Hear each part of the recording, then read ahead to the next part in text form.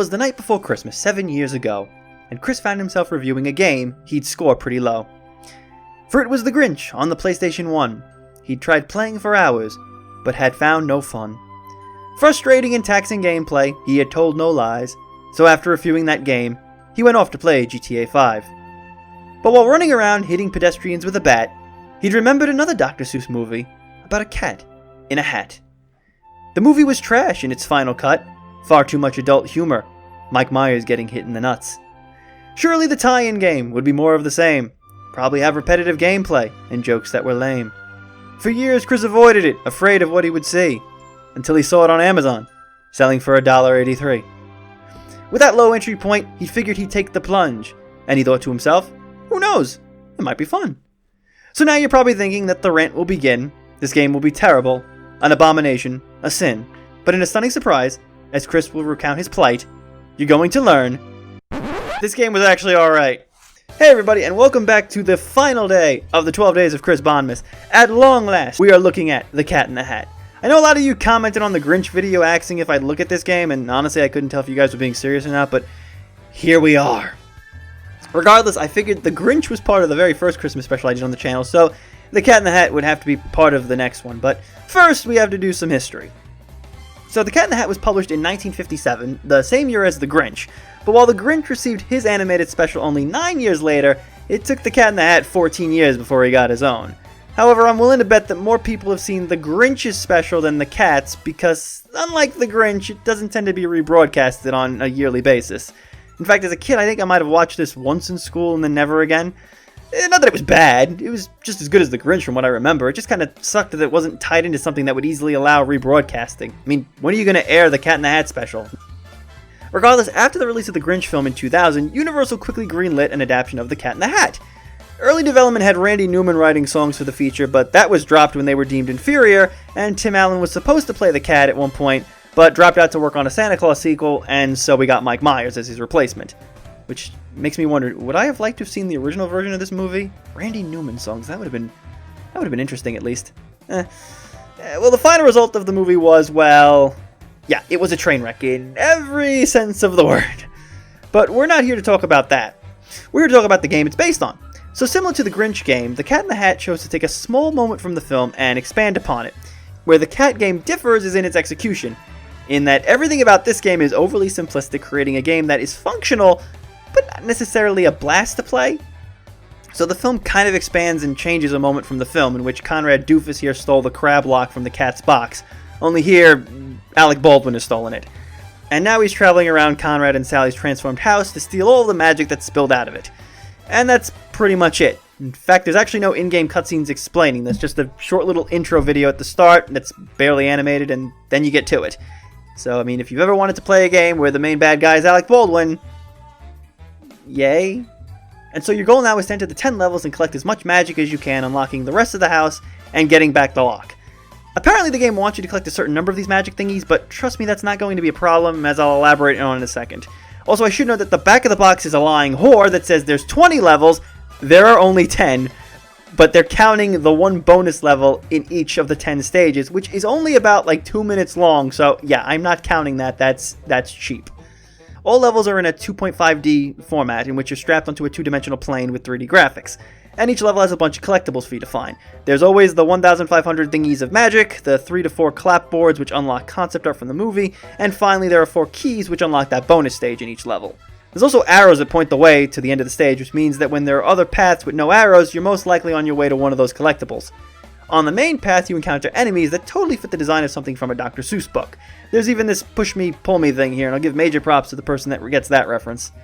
The cat is equipped with his trusty umbrella, but rather than whacking enemies with it, he can trap them in bubbles and then fire them at enemies. And if this mechanic sounds familiar, that's because it's remarkably similar to the Klonoa series. However, whereas Klonoa could do things with the things in the bubble, the cat can only shoot them away. The cat can also use his umbrella to hover over to other platforms, and that's about it in terms of the cat's abilities. Now I know that this seems limiting, but it gets the job done and you progress rather easily. But what ends up preventing you in your path at times are these giant blocks of goop that you need to blow up with more goop. Sometimes the goop will just be hovering on a path and all you gotta do is trap it in a bubble and shoot it. But 9 out of 10 times you'll need to take an enemy in a bubble and bring it to a machine that will turn it into goop and then take that back to the blocks. So the platforming challenge here kind of emerges from taking the enemy and trying to get it to the machine without firing it away, and then making your way back to the blocks without firing it at any of the enemies in the path. And I hope you enjoyed this gameplay loop, because it's the only card the game has, and it likes to play it over and over and over again. The other aspect to the main levels is the aforementioned bonus levels. As you walk around the main levels, you'll encounter Thing 1 and Thing 2, and they're holding keys. And they're usually standing in the background or the foreground, and so you have to fire enemies at them in order for them to drop the key onto the main path. Though sometimes it can be a bit hard to line up these shots, since you'll swear that you're directly in front of them, only for the shot to go too far left or too far right. Once you get the keys though, you enter the bonus room where you'll get chased by something, or you'll have to run and jump your way to the end. Occasionally you get trapped in a bubble, and the goal here is to float your way to the end. And what do you get at the end of the bonus level? Well, you collect the colorless Chaos Emeralds, which turn you into Supersonic Cat for the game's final battle against Alec Baldwin. Okay, fine, that's not true, but look at these things! Okay, they're called gems, but come on! Look at it! That's a Chaos Emerald! That is 112% a Chaos Emerald. Sonic Team should sue. I'm just saying. Was this made by Sonic? Let me check. No, it wasn't. Okay, sue. Just sue. Also, collecting all of the Chaos Emeralds doesn't really get you anything cool. It just grants you access to another level, and that's it. No special perk, no special bonus effect, just another level with 1,000 magical ball things, and that's it. And speaking of battling, there are no boss battles in any of the main levels, which does seem kind of a little strange. Levels just sort of end, which seems a bit too easy. The game has 3 boss fights against Quinn, which all play out the same. You're stuck on a circular plane around Quinn as he fires projectiles at you. The exhaust pipe on the back of his vehicle will open at certain times, so you bubble up an enemy and fire away, rinse and repeat, move on. And this happens for all 3 fights. The only thing that changes in each fight is that the projectiles switch up a little bit. Other than that, it's the same old thing. Even for the final battle, only here the circular plane is replaced with platforms that disappear, which you might think would be challenging, but it's not going to stop you. And that's everything there is to this game. I would love to keep this review going, but there's nothing else to talk about. I mean, I'm not ranting as nearly much as I did in the Grinch review, and that's because The Cat in the Hat is one of the most simplistic games I've ever played. Levels are short and simple, and it's extremely easy to 100% this on your first go. Like I said, you can't really get lost thanks to this design, and with arrows highlighting the path, it's easy to come across the keys and the clipboards. In fact, when I finished the game, I was at like 99% completion, since I think I only missed a couple of magic balls and maybe 1 clipboard. According to the game's manual, a level can't be completed unless you find enough balls, but that never happened to me on my playthrough, and I doubt this can happen since you really have to go out of your way not to collect these things. From a design standpoint, the game is very repetitive. You enter a level, collect the magic balls, find the keys, finish the bonus room, leave the level. The cat doesn't learn new moves for the umbrella, so the gameplay never evolves from level 1 to level 10, which is kind of a shame, because the base gameplay here works well enough. But after playing through the first level, you've legit seen everything the game's going to throw at you. I was hoping that there would be some new mechanic or new move, but it never happened. The bonus levels were the only break from the same old level design. Truth be told, the bonus rooms are kind of like the same as the main ones, although the main difference here, I guess, would be that the bonus rooms are faster paced because you don't have to worry about transporting goop and blowing up crates.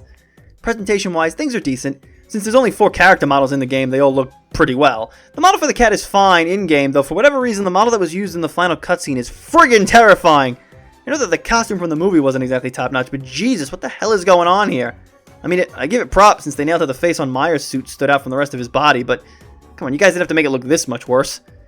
The design to each level is creative. Since you're venturing into different spots in the house, each level has a theme that's crossed with a very Dr. Seuss-esque design.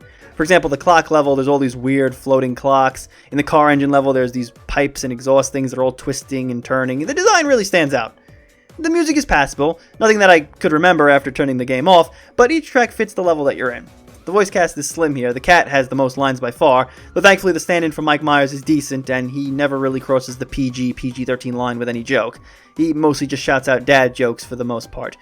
The only other voice you hear the most is the fish, and I kid you not, the fish is voiced by Nolan North. This isn't gonna clean itself. And whenever you see me, come over and I'll give you some advice, because I know you're going to need it. Yeah, Nathan Drake, right here, in The Cat in the Hat. 10 out of 10. So yeah, the game is simple, but you know what? I'm completely fine with it. The game is not meant for 29-year-olds like me who might have plenty of experience with more challenging platformers. The game was targeted at children, and for young children, this game is adequately decent.